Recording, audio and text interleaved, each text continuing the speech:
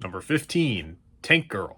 So, Tank Girl is a British comic book series created by Alan Martin and Jamie Hewlett. It's also another property I did not know DC owned until now. To the Bat Tank!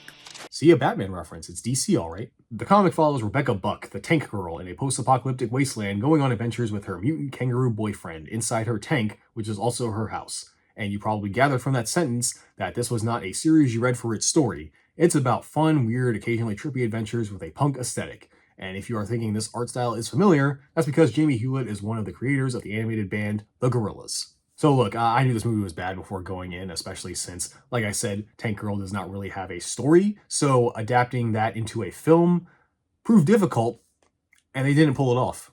The story follows Rebecca, played by Lori Petty. She tries to get revenge on the evil Water and Power, and their leader, Kesley, played by Malcolm McDowell, who murdered all her friends and forced her into slavery. But she escapes thanks to Jet Girl, yes, that's what she's called, played by Naomi Watts. And the two team up with a group of mutant kangaroos, one of them is played by Ice-T, to take down Water and Power and help save Rebecca's friend, this girl I don't remember. That is the whole story of the movie. But you wouldn't know that because this movie itself forgets it has a story a lot of the time. It'll just randomly have sections that are out of place and go on for too long and shift tones really fast. Like, before they can save the girl whose name I don't remember, Tank and Jet Girl infiltrate a sex club, then save Girl from a pedophile, then there's a dance number to the song Let's Do It by Cole Porter.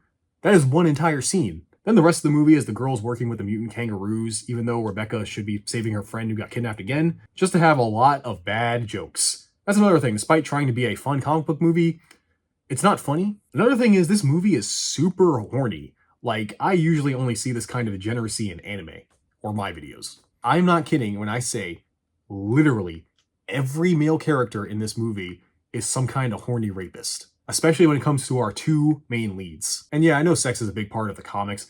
That doesn't mean I want to see a dude dressed as a kangaroo hump Naomi Watts. Yeah, the worst part is this movie should have been like the comic, a good time that you can turn your brain off and enjoy, a fun movie. But now I wish I never saw the original kangaroo Ice-T. I don't think I even cracked a smile through this whole movie. At least Richard Pryor made me aware I had feelings.